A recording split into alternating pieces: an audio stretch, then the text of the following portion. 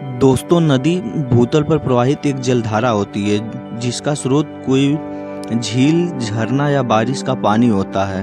हम आज ऐसी कुछ नदियों के बारे में बात करेंगे जो कि बेहद ही खतरनाक नदी हैं। मेकांग नदी एशिया में 7वीं सबसे लंबी नदी और दुनिया में 10वीं है। यह चीन, लाओस, कंबोडिया, वियतनाम, बर्मा और थाईलैंड के माध्यम से चलती है। इसमें करीब 2703 मील की दूरी है और इसके मार्ग में एक विविध पारिस्थितिकी तंत्र है जिसमें दुर्लभ प्रजाति डॉल्फिन और मगरमच्छ शामिल हैं। इसके रैपिड्स की ताकत और इसकी मात्रा स्तर पर नेविगेट करना लगभग नामुमकिन बनाता है। साल 2000 में रैपिड्स बाढ़ के कारण 90 लोग मारे गए थे और 2008 में मेकांग नदी की सबसे बुरी बाढ़ हुई जिसके कारण $66 मिलियन की हानि हुई।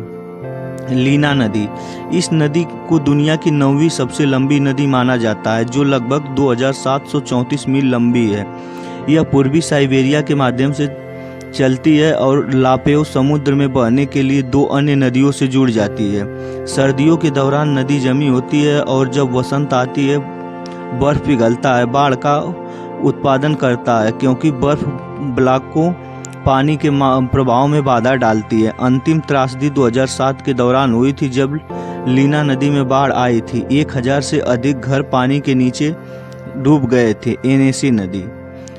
येनेसी नदी को दुनिया की सबसे बड़े नदियों में से एक माना जाता है जो मंगोलिया और चीन के माध्यम से चलती है, जिसमें करीब 3448 मील का विस्तार है। नदी में मजबूत रैपिड्स हैं जो आमतौर पर बाढ़ का उत्पादन करते हैं। इसके अलावा जो भाग अंधेरा घाटी के माध्यम से चलते हैं वह अक्सर बर्फ के बंद हो जाते हैं और ग्लेशियर रिट्रीट उत्पादन करता है जो नदी से निकलती है और आपदाओं का कारण बनता है। इसके अलावा नदी के विषाक्तता और उच्च स्तर के विकिरण एक प्लूटोनियम बनाने वाला कारखाना द्वारा दूषित होता है जो नदी के किनारे और आसपास के निवासियों के लिए एक स्वास्थ्य संकट है।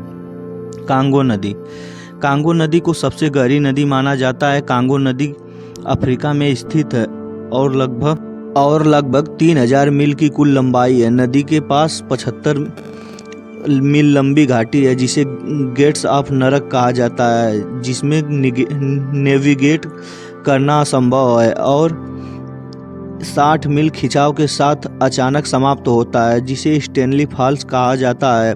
जोसेफ कॉनराड ने इस नदी को अंधेरे का दिल कहा था। यांगत्जे नदी लगभग 4000 मील लंबी है और आसपास के निवासियों के लिए आय और संसाधनों का एक प्रमुख स्रोत है। इसकी 3 गार्ज बांध चीनी जनसंख्या में जल विद्युत प्रदान करता है। इसमें विशाल जलीय जीवन भी होता है। फिर भी यांगत्जे नदी औद्योगिक कचरे द्वारा प्रदूषित है और बाढ़ पूर्व चीन में बहुत अधिक नुकसान पहुंचाती है जो नदी के किनारे बांध को सक्षम नहीं है। 1954 में सबसे बुरा घातक घटना बाढ़ के कारण 30,000 लोगों की मौत हुई थी। इस नदी के बारे में सबसे खतरनाक चीज़ यह है कि चोंगविंग के अनुभाग में लाल हो गया है। जांचकर्ता अभी तक रंग का यह अचानक परिवर्तन के लिए स्पष्टीकरण मांगा है। मिसिसिपी नदी उत्तरी अमेरिका में सबसे बड़ी नदी जो लुइसियाना, मिनेसोटा, अरकानसस, विस्कॉन्सिन और याओका सहित विभिन्न राज्यों के माध्यम से चलती है। नदी का लगभग 2340 मील का विस्तार है लेकिन इसकी मात्रा उसके निशान के साथ उतार चढ़ाव करता है। इसका पानी बहुत शक्तिशाली हो सकता है जो खतरनाक घाटियों के साथ और एक अप्रत्याशित वर्तमान है विभिन्न जलीय प्राणियों के साथ जिसमें बुल शार्क और बड़े पाइक मछली शामिल हैं। मिसिसिपी नदी में विविध वन्य जीव हैं। ओरिको नदी दक्षिण अमेरिका के माध्यम से करीब 1330 मील की लंबाई में चल रही है। इसमें 200 से अधिक शाखाएं हैं और कई झरने हैं। इसके रैपिड्स के कारण नेविगेट करने में बहुत मुश्किल है और घने वर्षावन से दोनों ओर से घिरा हुआ है, खासकर जब वेनेजुएला और कोलंबिया के माध्यम से पार करता है। ओरिको नदी के पास के निवासियों में बाढ़ और बाधित होने का खतरा है। इसके अलावा यह तटीय अस्वास्थ्यता का अनुभव है जो स्थानीय लोगों के लिए खतरों का दावा करता है। पराना नदी लगभग 3000 मील की दूरी पर अर्जेंटीना और पराग्वे को पार करती है।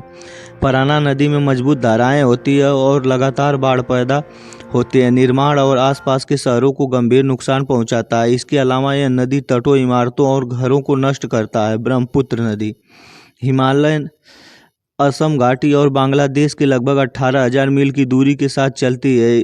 नदी परिवहन और सिंचाई के लिए उपयोग किया जाता है, फिर भी इसकी बाढ़ के कारण आसपास के शहरों में गंभीर नुकसान हुआ है। और जब हिमालय की बर्फ वसंत में पिघल जाती है तो पानी की मात्रा बढ़ती है। यह तब होता है जब आने वाली